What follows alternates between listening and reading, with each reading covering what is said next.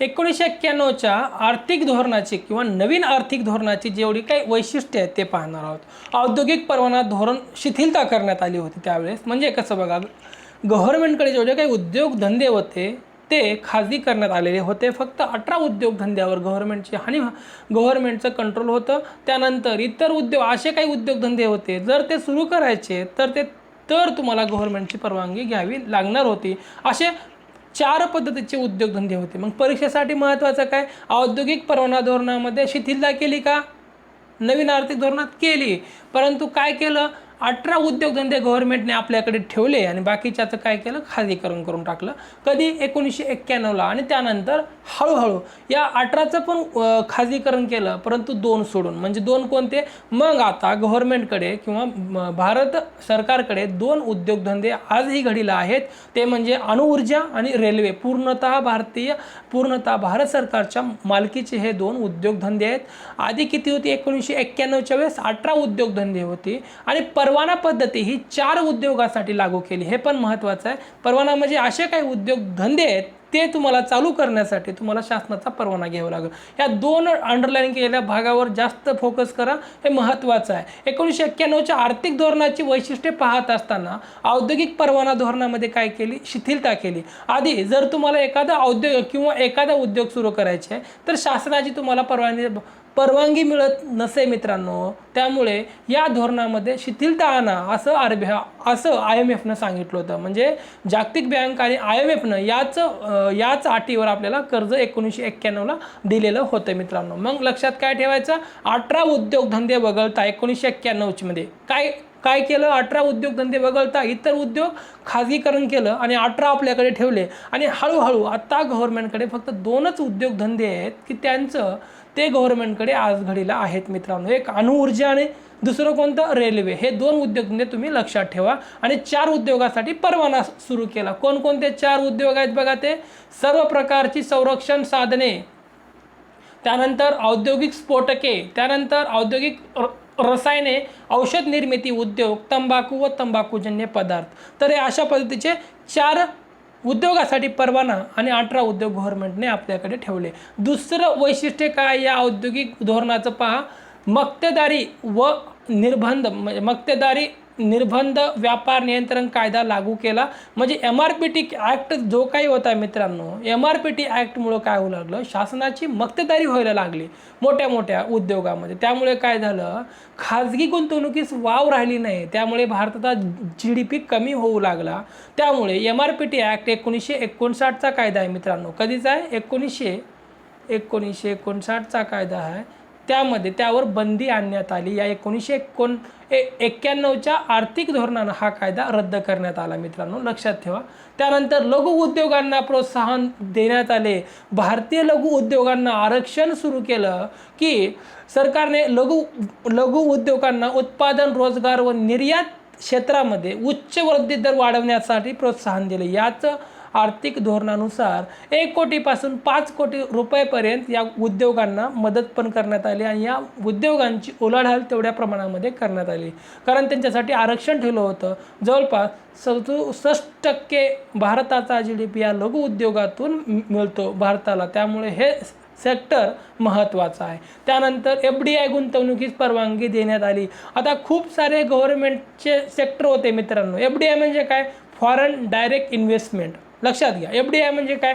बाहेरील एखादी कंपनी भारतातल्या एखाद्या उद्योगामध्ये इन्व्हेस्टमेंट करू शकते। ती कन्सेप्ट कधी आपण स्वीकारली हो? 1991ला। आधी आपल्या भारतामध्ये जेवढ्या काही प्रायव्हेट कंपन्या होत्या बाहेरल्या, त्यांना परवानगी नव्हती। आज मोठ्या कंपन्या भारताच्या उद्योगधंद्यामध्ये गुंतवणूक करतात। 1991ला FDI धोरण स्वीकारलं।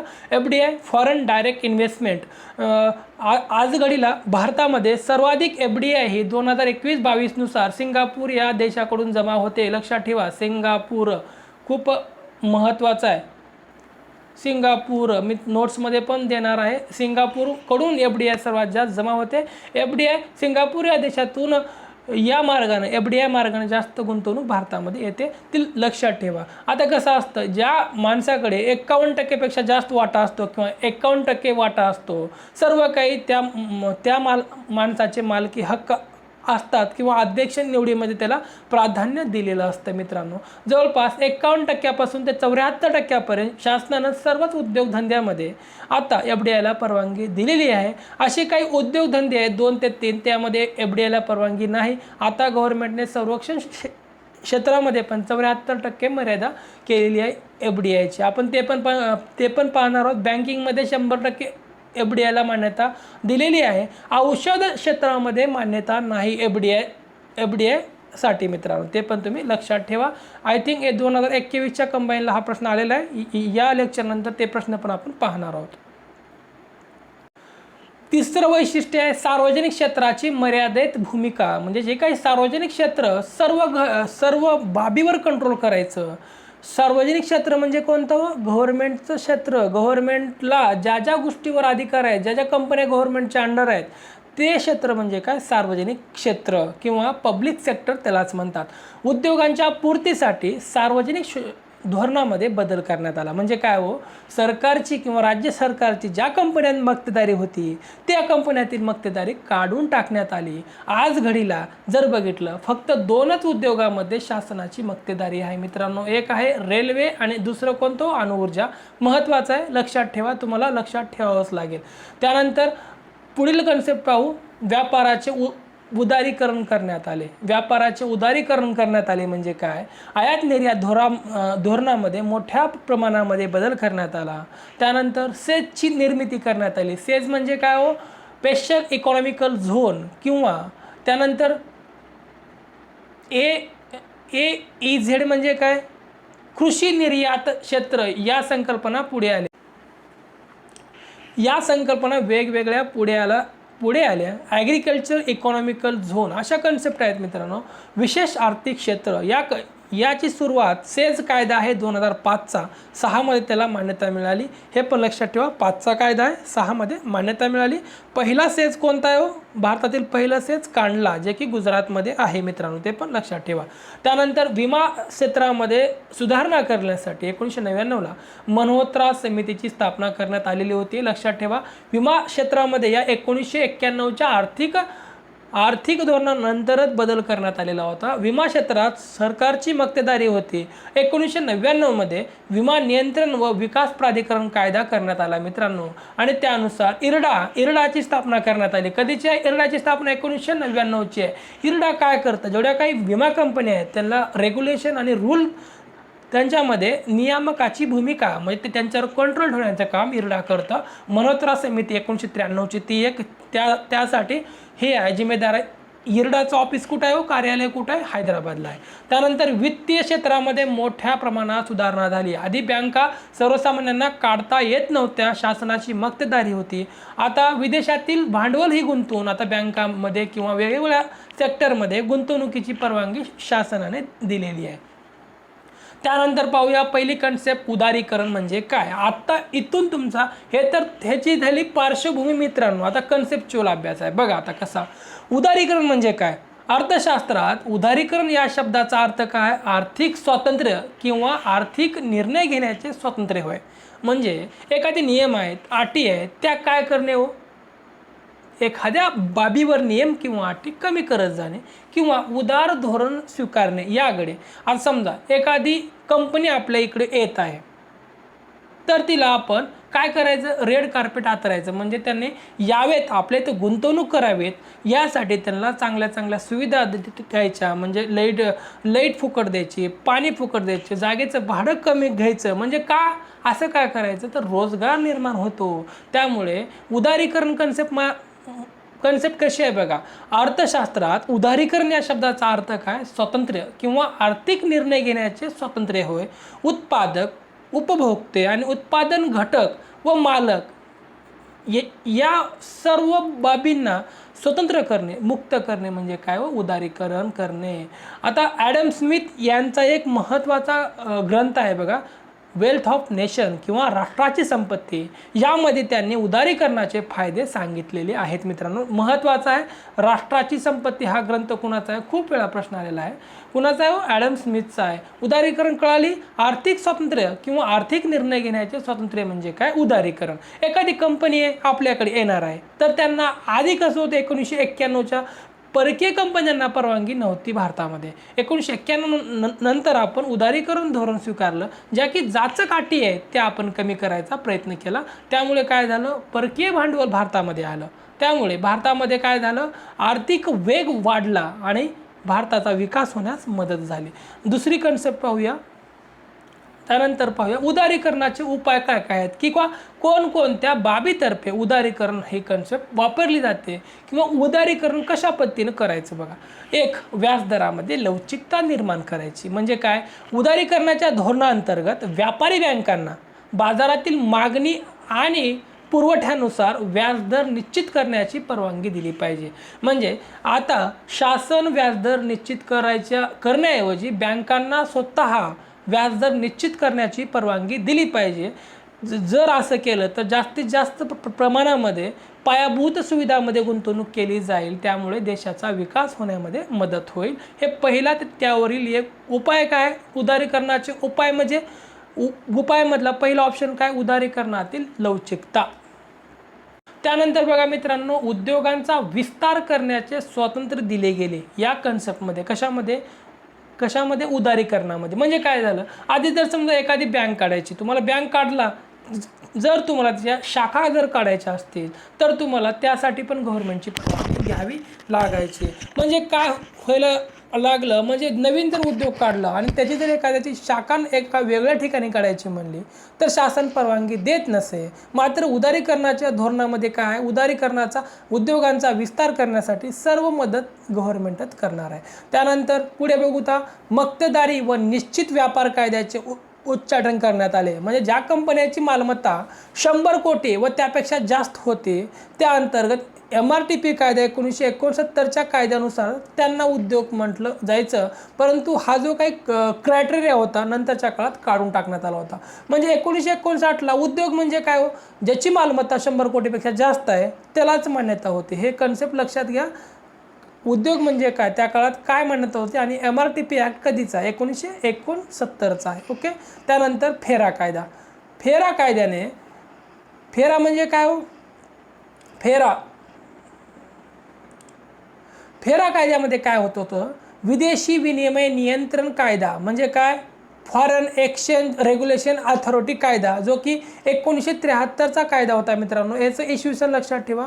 फेरा कायद्याने कडक पद्धतीनं आपण उद्योगधंद्यावर जाचक बंधनं टाकून ती नियमित केलेली होती किंवा कडक बंधनाद्वारे त्यांच्यावर नियम ठेवून ती कडक केलेली होती जेवढे काही नियम होते. त्यामुळे हा एक जाचक कायदा आहे फेरा कायदा. त्यानंतर यामध्ये रूपांतर करण्यात आलं आणि याचंच रूपांतर फेमा कायद्यामध्ये म्हणजे 1999ला फेमा कायदा तयार करण्यात आला.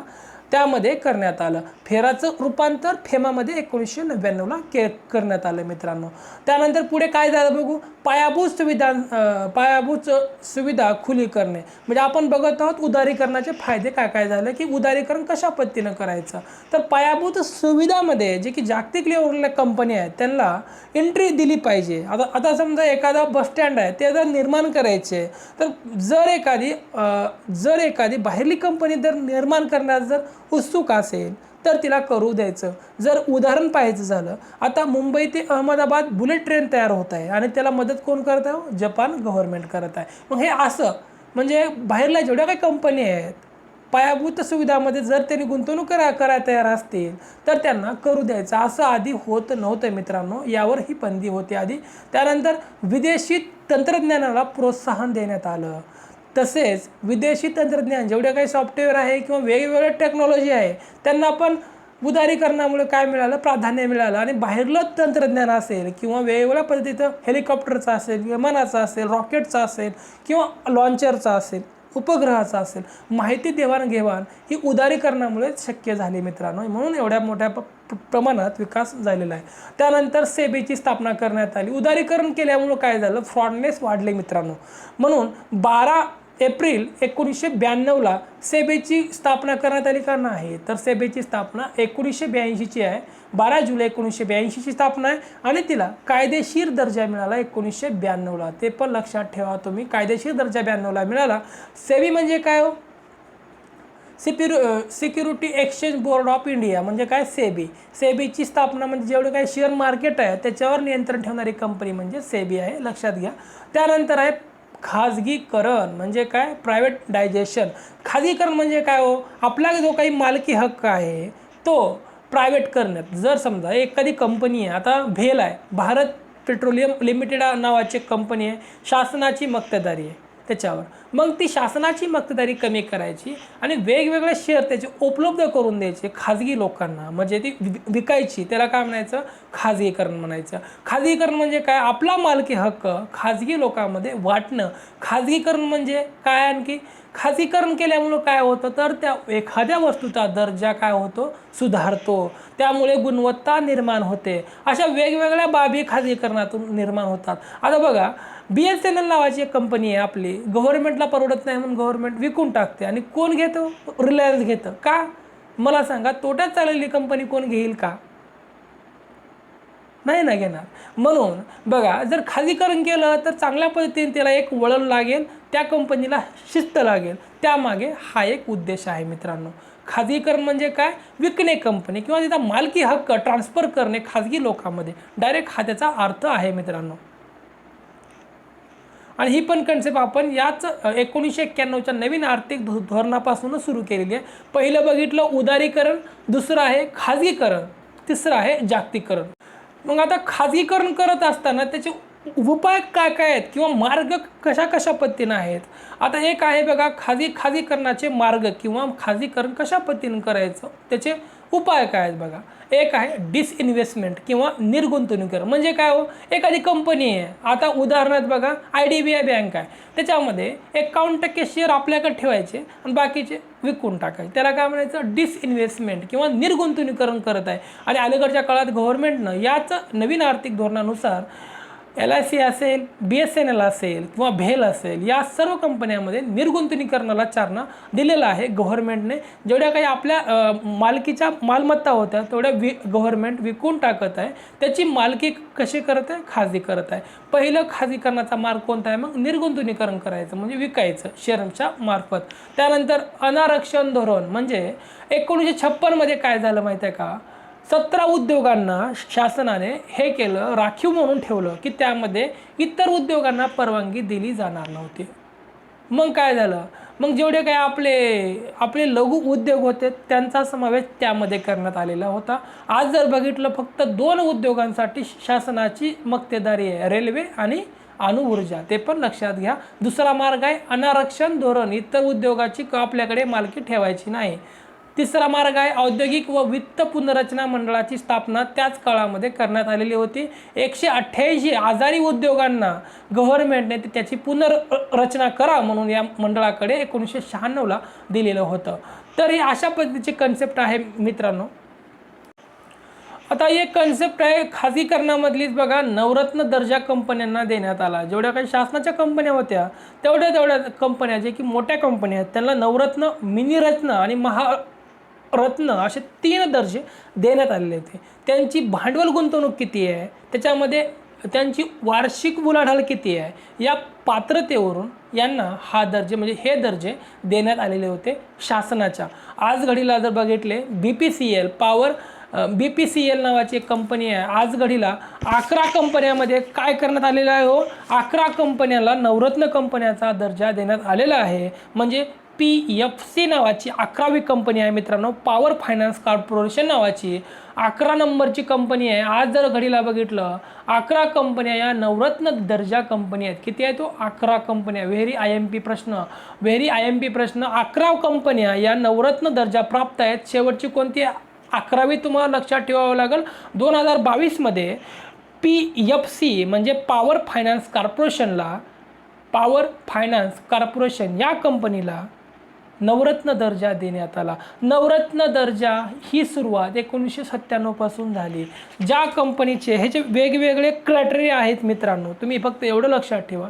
नवरत्न, मिनी रत्न आणि महारत्न, आणि किती आहे तो, 11 येतात. मग कोणकोणते आहेत बघा, IOC, ONGC, HPCL, BPCL, त्यानंतर इंडियन पेट्रोकेमिकल लिमिटेड, त्यानंतर BSNL आहे. ही VSNL आधीची होती, आता ही रूपांतर BSNL मध्ये करण्यात आलेलं आहे.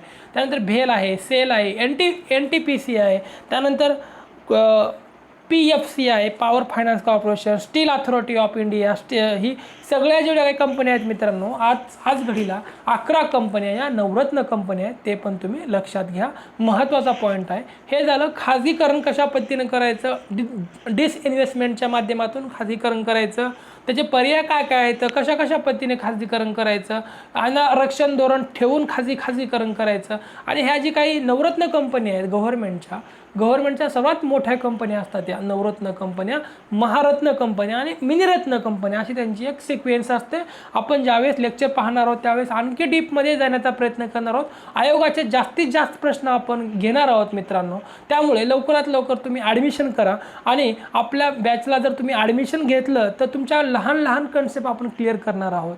फीस मात्र नाममात्र फीस असणार आहे. त्यामुळे तुम्ही जेवढे जास्तीत जास्त विद्यार्थी तुम्ही जर ॲडमिशन घेताल तेवढी तुमची फीस कमी केली जाईल मित्रांनो. त्यामुळे आता यानंतर यावर पडणारे जेवढे काही प्रश्न आहेत ते पण आपण पाहणार आहोत. चला बघा मित्रांनो, प्रश्न बघा. आता हा अर्थशास्त्राचा आहे परंतु WTOचा आहे, त्यामुळे आपण बघा, तरी पण तुम्हाला मी सांगतो ह्याचं अशा पद्धतीचे प्रश्न आल्यास कशा पद्धतीने सोडवायचं. जागतिकीकरणासाठी WTOने कोणत्या आवश्यक अटी सुचविलेल्या आहेत. कॉमन सेन्स आहे, MPSCचा पॅटर्न बघायचा. जास्त जर सर्व काही प्रश्न बरोबर वाटत असतील आपल्याला तर वरीलपैकी सर्व करायचे. असे प्रत्येक पेपरमध्ये 5 ते 7 प्रश्न असतात मित्रांनो. आणि या पॅटर्ननुसार म्हणजे MPSCच्या पॅटर्न ज्या विद्यार्थ्याला माहीत आहे तो विद्यार्थी जास्त प्रश्नाकडे लक्ष नाही देत, ज्याला डायरेक्टली तो वरीलपैकी सर्व करतो. याचं आन्सर काय बघा. प्रश्न काय, जागतिकीकरणासाठी WTOने कोणत्या आवश्यक अटी सुचवलेल्या आहेत. तर जागतिकीकरण करण्यासाठी वर्ल्ड ट्रेड ऑर्गनायझेशनने काय काय करा असं सांगितलेलं आहे. तर पहा मित्रांनो काय म्हणलेलं आहे. पहिला ऑप्शन आहे, व्यापारासाठी भौगोलिक सीमारेषेची मर्यादा नसणे. बरोबर आहे ना. जागतिकीकरण तुम्हाला करायचं आहे तर जग हे खेडं आहे असं तुम्हाला मानलं पाहिजे. किंवा जागतिक भांडवलाचा मुक्त प्रवाह प्रत्येक देशामध्ये निर्माण केला जातो. तंत्रज्ञानाचा मुक्त प्रवाह म्हणजे बाहेरल्या देशातून तंत्रज्ञान आपल्याकडे येतं म्हणजे काय, मुक्त प्रवाह. मानवी श्रमाच्या आंतरराष्ट्रीय मुक्त हालचाली म्हणजे भारतीय कामगार लोक अमेरिकेत आहेत, चीनमध्ये आहेत, भरपूर ठिकाणी आहेत. त्यामुळे हे सर्व पर्याय कसे आहेत. जागतिकीकरण म्हणजे काय, ग्लोबलायझेशन. जागतिक लेवलवर विचार करायचा म्हणजे मोठा विचार करायचा. जग हे खेळ म्हणजे कोणत्या देशाच्या सीमा रेषा आपल्याला नाहीशा करायच्या आहेत, असंच जागतिकीकरणाचं उद्दिष्ट आहे. आणि जग म्हणजे एकच देश असणार, सर्वांना सर्व नियम लागू असणार. मग हे चारही पर्याय बरोबर आहेत. हा एक MPSCचा पॅटर्न आहे. वरीलपैकी सर्व बरोबर आहे. त्यानंतर पहा दुसरा प्रश्न पहा. हा संख्यात्मक प्रश्न आहे मित्रांनो. बघा 1993-94च्या अर्थसंकल्पात आयात शुल्काचा दर 110%वरून 1.5% कमी करण्यात आलेला होता. आता हा जो कन्सेप्च्युअल प्रश्न आहे का आकडेवारीचा प्रश्न आहे. असे प्रश्न आले तर शक्यतो आकडेवारी कन्फर्म माहीत असेल तर गोल करायचं. असे प्रश्न आले तर डायरेक्टली आपण सोडून द्यायचं. 85% आयात शुल्काचा दर कमी केलेला होता. कशावरून, 110वरून किती, 85. माहिती असू द्या, डायरेक्ट तुम्ही पाठ करा कारण मागील प्रश्नांचं रिपिटेशन खूप होतं MPSCमध्ये. त्यानंतर पुढचा प्रश्न पाहूया. खाजगीकरणाच्या प्रक्रियेत कोणत्या बाबी अपेक्षित असतात. बघा आता तुम्हाला जर हा प्रश्न आला आपण शिकवलेलं तेवढं सार्थक झालं म्हणायचं. नाही आला तर मी डबल एकदा शिकवतो, तुम्ही आणखी त्यामध्ये थोडंसं डोकं लावा. बघा खाजगीकरण म्हणलं लक्षात आणायचं की गव्हर्नमेंटची मालमत्ता काय करायची, विकून टाकायची किंवा खाजगी लोकांना देऊन टाकायची. सार्वजनिक क्षेत्र हे खाजगी गुंतवणुकीसाठी खुले करणं. बरोबर आहे का, बरोबर आहे. मुक्त व्यापार धोरण, बरोबर आहे का, बरोबर आहे.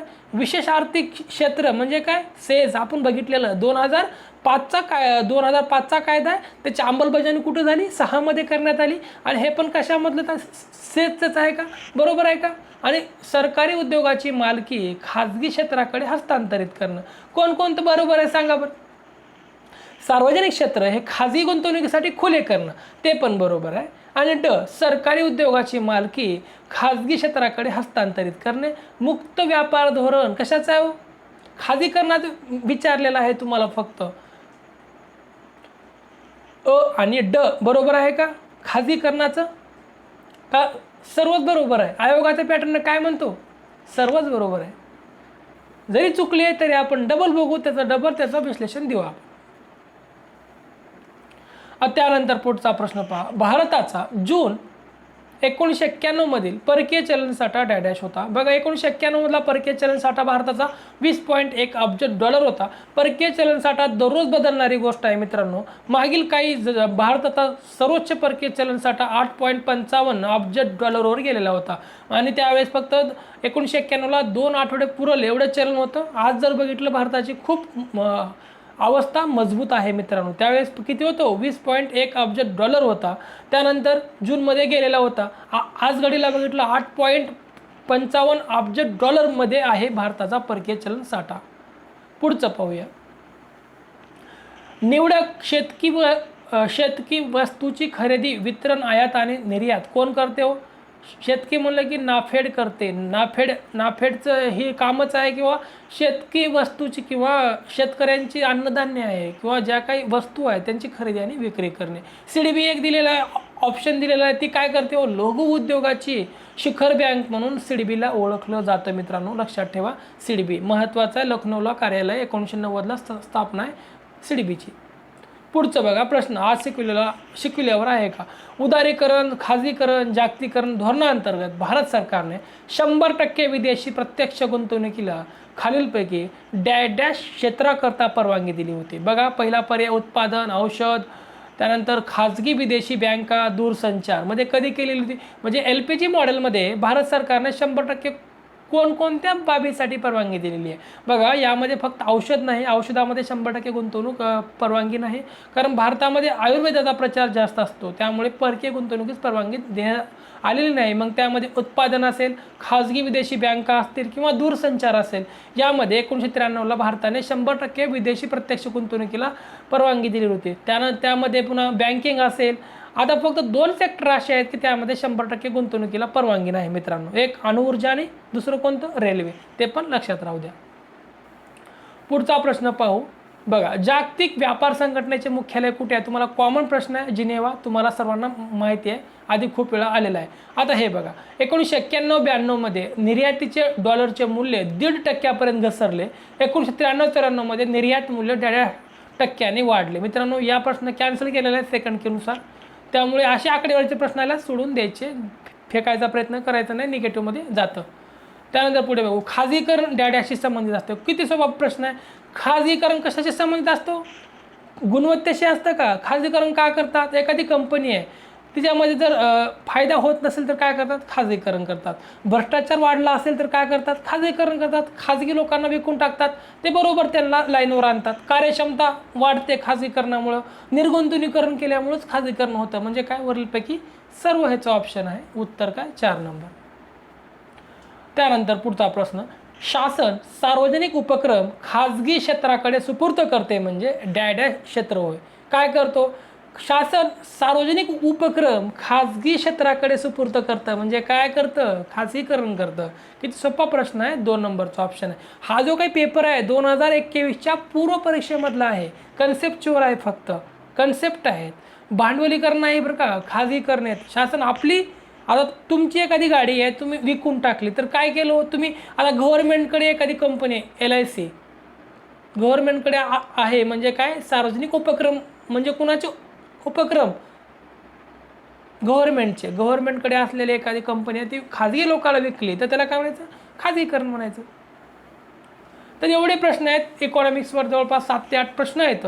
यामधले बघा अशा पद्धतीचे प्रश्न आहेत. कन्सेप्टवर एक कन्सेप्ट आणि त्यानुसार प्रश्न आपण पाहणार आहोत. जे कोणते मित्र किंवा मैत्रिणी आहेत किंवा ज्यांना क्लास लावायची इच्छा आहे त्यांनी प्लीज खालील नंबरवर कॉन्टॅक्ट करावा, कारण की जवळपास जर बघितलं तर तुमची 250ची ॲड झालेली आहे 2021मध्ये. आता 500ची किंवा 550ची ॲडची जाहिरात आहे मित्रांनो, परंतु त्याला काही काळ लागेल किंवा वेळ लागेल. परंतु तुम्ही आत्तापासून जर अभ्यास केला तर तुमची पूर्व तर निघेल, मुख्याला देखील तुम्ही क्वालिफाईड व्हाल आणि मुख्य देखील काढाल. का म्हणतोय की डायरेक्टली कोणत्या गोष्टी होत नाहीत. तुम्ही आत्तापासून जर स्टार्टिंग केली, ॲड तर पडणार आहे, नक्की पडणार आहे, थोडासा कालावधी पुढे मागे होईल, ॲड तर पडणार आहे, पण तुमचा अभ्यास पण पाहिजे ना. तुम्ही ॲड पडली नाही म्हणून तुम्ही अभ्यास जर करायचा सोडून दिला आणि अचानक जर ॲड पडली, जे 2021ला झालं होतं तुमच्यासोबत तेच काय होणार, आत्ता होणार. म्हणून एवढी तळमळ आहे की शांततेच्या काळात जास्त घाम गाळल्यानंतर काय होतं, युद्धावर कमी रक्त सांडावं लागतं. त्यामुळे तुम्हाला यश प्राप्त होतं. म्हणून लवकरात लवकर ॲडमिशन करून घ्या आणि अधिक माहितीसाठी खालील नंबरवर तुम्ही संपर्क करू शकतात. फीस वगैरे त्यावर तुम्हाला सांगितली जाईल. धन्यवाद. थँक्यू.